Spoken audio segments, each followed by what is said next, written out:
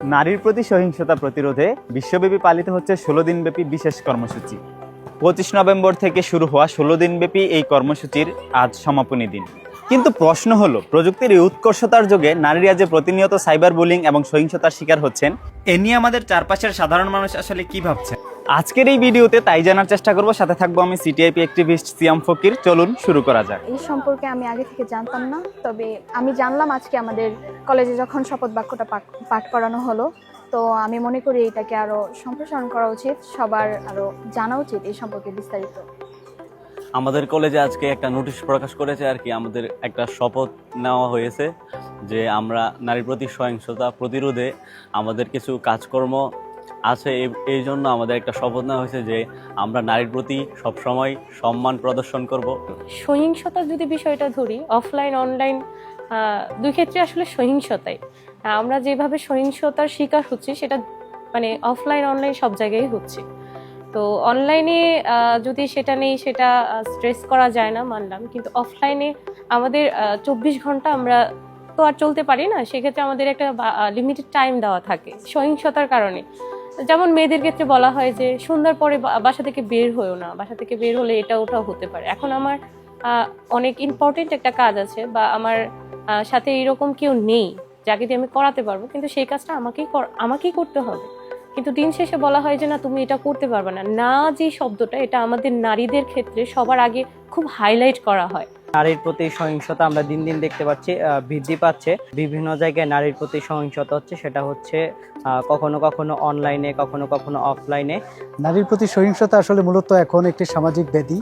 অবশ্যই মানে নেগেটিভ কিছু, এটাকে তো কেউ ভালোভাবে দেখবে না যে নারীর প্রতি সহিংসতা হচ্ছে, নারীদেরকে বৈষম্য করা হচ্ছে, এটা কেউ ভালো চোখে দেখবে না। তো আমিও এটা খারাপ চোখে দেখি, মানে খারাপ চোখে না, নেগেটিভ।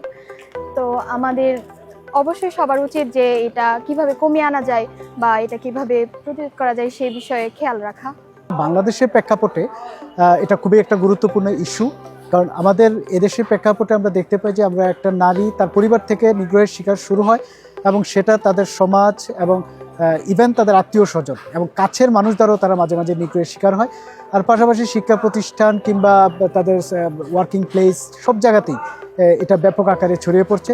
এখন তো আরেকটা সাইবার বুলিং তো আছে। সাইবার বুলিং একটা গুরুত্বপূর্ণ বিষয়। সাইবার বুলিংয়ের মাধ্যমে তাদেরকে বিভিন্নভাবে উত্ত্যক্ত করা হচ্ছে। আমরা সবাই দেখি যে মানে অনলাইনে মেয়েরা নানাভাবে বিভিন্ন ঝামেলায় পড়ে, সমস্যায় পড়ে। এখন এআই এর যুগ, এখন এআই দিয়েও মানে অনেকভাবে মেয়েদেরকে অনেক হ্যারাস করা হয়, অনেকভাবে সমস্যা করা হয়। মানুষের মেয়েরা অনেক সময় এগুলো শেয়ার করতে পারে না। যদি এরকম একটা প্রোগ্রাম থাকে, বড় ভাই আপুদের সাথে শেয়ার করলে এই সমস্যাটা মনে হয় মানে কমফোর্টেবল হবে, আর মনে হয় সমস্যাটার আরেকটু উন্নতি হবে আশা করি। আমিও জানতাম না। আমার মনে হয় যে এটা যদি সম্পর্কে সবাই যদি জানে, যদি অবগত হয় যে এরকম একটা ভালো প্রোগ্রাম আছে, চলতেছে এইসব বিরুদ্ধে, তাহলে অনেকে হয়তো এইসব জিনিসটা লুকায় রাখতেছে বা নিজেরা এটা সমস্যার সমাধান করার চেষ্টা করতেছে। পারতেছে, কেউ পারতেছে না। অনেক ফ্যামিলি রেস্ট্রিকশনের বিষয় আছে। তো আমার মনে হয় যদি এই প্রোগ্রামটা সম্পর্কে যদি সবাই জানতে পারে, তাহলে কি এটা নিয়ে সবাই আলোচনা করবে এবং এটা সম্পর্কে দাঁড়াবে, এটা সমস্যা যেগুলো আছে সেগুলোর বিরুদ্ধে দাঁড়াবে। আমি প্রথমে 16 দিন কর্মসূচির নারীর প্রতি সহিংসতা এই বিষয় সম্পর্কে আগে জানতাম না, আজকেই প্রথম জেনেছি। আমি মনে করি যে আসলে এই 16 দিন কর্মসূচির মাধ্যমে 365 দিন এটা কার্যকর করা সম্ভব। প্রত্যেকটা সেকেন্ড, প্রত্যেকটা মুহূর্ত, প্রত্যেক দিন আমরা যদি এর বিরুদ্ধে মানে সম্পর্কে জানি বা সবাইকে জানানোর চেষ্টা করি, তাহলে এর সমাধান হবে ইনশাল্লাহ। নারীর প্রতি সহিংসতা প্রতিরোধে আমাদেরকে মানে সমাজ, পরিবার, রাষ্ট্র বা স্কুল পর্যায়ে, কলেজ পর্যায় থেকেই মানে আমাদেরকে এই সম্পর্কে অবহিত করা উচিত।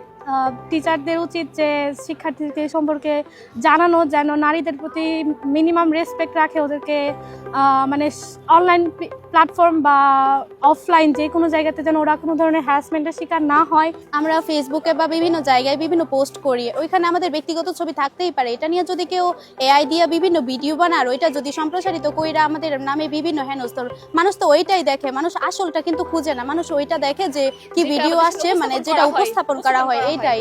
তো এরকম কইরা মানে ধরেন আমার একটা ভিডিও ভাইরাল হইলো, ওইটা যদি খারাপ হয়, আমি সামাজিকভাবে অনেক হেনস্থা হবো, পারিবারিক ক্ষেত্রে, তারপরে সামাজিক ক্ষেত্রে বিভিন্ন মানুষ তো আমি স্কুল কলেজে আসতে পারবো না, কারণ মুখ দেখাবো কি করে। তো এরকম সময় মেয়েরা কি করে, সুইসাইডের পথ বেছে নেয়। নারীদের প্রতি নানাবিধ হ্যারাসমেন্ট আমরা মাঝে মধ্যেই দেখি, প্রায়ই দেখি।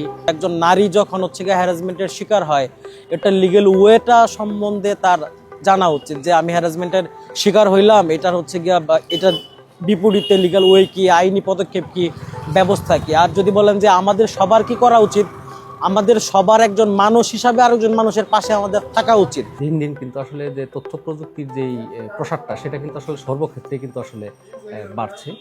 আর এটা আসলে কিন্তু এখন স্কুল থেকে শুরু করে মানে স্কুল বয়সী, স্কুলের কলেজের ছাত্রছাত্রী থেকে শুরু করে সকল বয়সী মানুষের হাতে কিন্তু একটা ডিভাইস আছে।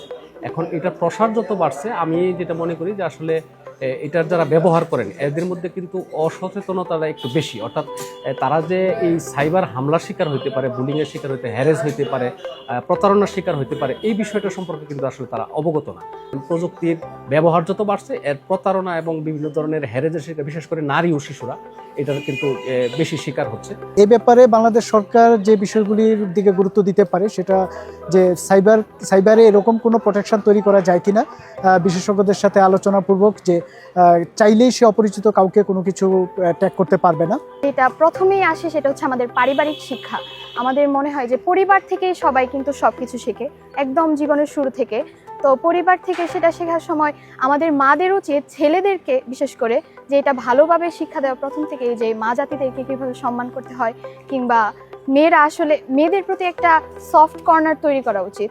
কারণ ছেলেরা অনেক সময় অনেক দিকে চিন্তা করে, কিন্তু ছোটবেলা থেকে যখন একটা ছেলেকে এটা শেখানো হবে যে কিভাবে একজন মেয়েকে সম্মান করতে হয়, কিভাবে তাদের থেকে মানে তাদেরকে খারাপ দিকে প্রচলিত না করে কিভাবে তাদের সাথে ভালো আচরণ করতে হয়, তখন এটা অনেকটুকুই কমে আসবে।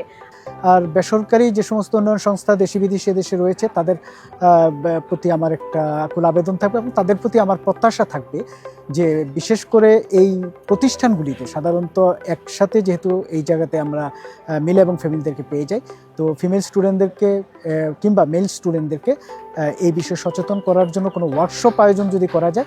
আর একটা রাষ্ট্রে যখন মানে রাষ্ট্রের কিভাবে করণীয় যে নারী সহিংসতাটা কমিয়ে আনা, তখন আমরা বিভিন্ন স্কুল কলেজে এরকম কিছু মানে শিক্ষার সাথে এই প্রোগ্রামটা জুড়ে দিতে পারি, যে নারীদেরকে কিভাবে সম্মান করা হয়, বা নারীদের কিছু কর্মসূচি আমরা রাখতে পারি যে তাদের ভালো দিকটা তুলে ধরা হলো, এরকম কিছু। আর যুগোপযোগী কিছু আইন প্রণয়ন করা তাদের এটা করণীয় হতে পারে, যে তারা একটা অনেক আগের যে আইনটা, এটা তো বর্তমানে আমাদের যুগের সাথে খাপ খাইয়ে নিতে পারবে না। সার্বিকভাবে মানে বিভিন্ন স্কুল যে স্টুডেন্টদের, বাচ্চাদের মধ্যে যদি এইরকম সচেতনতাটা আরও বাড়ানো যায়, সেক্ষেত্রে মনে হয় যে আমার এই ধরনের যে হ্যারেজের শিকার যারা হচ্ছেন নারী ও শিশুরা, সেটা একটু কমে আসবে। নারীর সম্মান, ডিজিটাল বিধান, বন্ধ হোক অনলাইন অপমান, লিঙ্গভিত্তিক সহিংসতা রোধ এবং ডিজিটাল মাধ্যমকে নারীর জন্য নিরাপদ করতে একক প্রচেষ্টার পাশাপাশি সম্মিলিত উদ্যোগ গ্রহণ এবং মানসিক পরিবর্তন করা একান্তই অপরিহার্য। এমনটাই মনে করছেন সাধারণ মানুষ। আপনি কি মনে করছেন?